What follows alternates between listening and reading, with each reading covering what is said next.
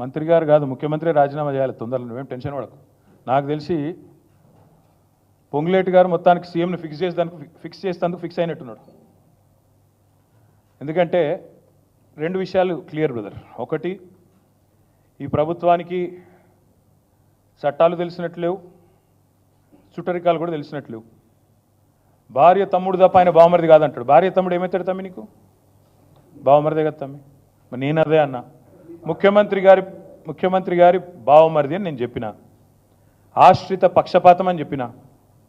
Office for profit అనే నిబంధన ఉందని చెప్పిన.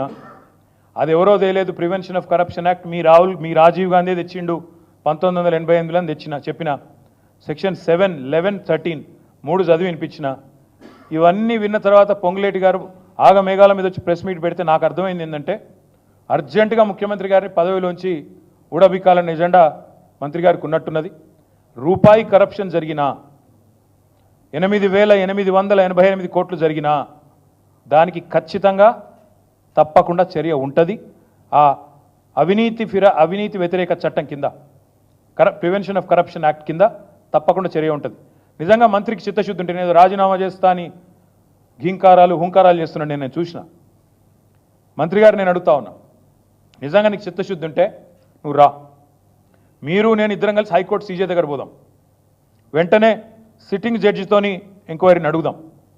సిట్టింగ్ జడ్జి గారు కనుక ఇందులో ఏం జరగలేదు, మొత్తం పెట్టండి ఫైల్స్ ఆయన ముంగట, గతము ఇప్పుడు మొత్తం పెట్టండి, తప్పులేం జరగలేదు అని ఒకవేళ వారు తీర్పునిస్తే, ఆయన రాజీనామా అన్నాడు కదా, రాజీనామా కాదు, నేను రాజకీయ సన్యాసం చేస్తా.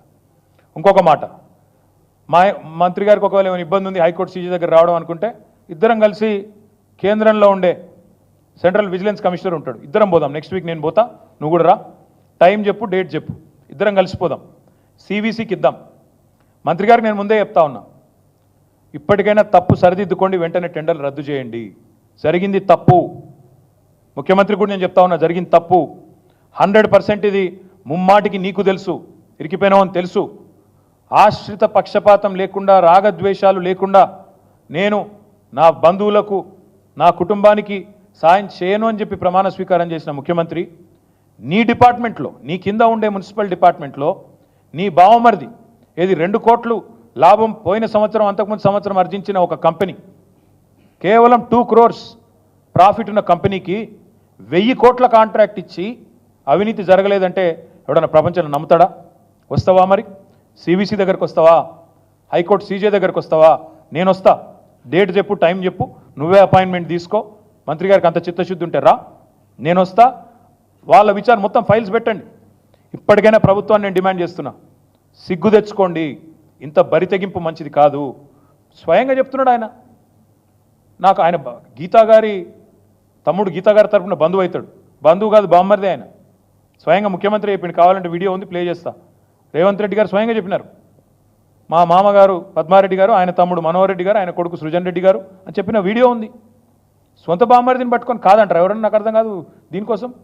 అందుకే నేను అనేది, సివిసియా, సిట్టింగ్ జడ్జా, పొంగులేటి గారు రండి, తప్పు జరిగింది, ముమ్మాటికి తేలుస్తాం. ఎందుకంటే ఇప్పుడు మీకు తెలిసి ఈ ప్రభుత్వానికి ఒక ఫ్యాషన్ అయిపోయింది, కాళేశ్వరం ఒక జడ్జు, ఎలక్ట్రిసిటీ ఇంకో జడ్జు, మరి దీని మీద కూడా వేయండి. ఇప్పటికైనా ముఖ్యమంత్రికి నేను చెప్తా ఉన్నా, జరిగిన తప్పు ఒప్పుకోండి, టెండర్లు రద్దు చేయండి, మీరు వెంటనే ప్రాయశ్చిత్తం చేసుకోండి, లేకపోతే తప్పకుండా మీ పదవి ఊడుతుంది. ఆఫీస్ ఆఫ్ ప్రాఫిట్ అనే నిబంధన ఇదివరకు అశోక్ చవాన్ ఉద్యోగం పోయింది, మహారాష్ట్ర ముఖ్యమంత్రి యడ్యూరప్ప ఉద్యోగం పోయింది, సోనియా గాంధీ గారు రాజీనామా చేయాల్సి వచ్చింది. మీకు కూడా తప్పదు, మీరు దొరికిపోయినారు.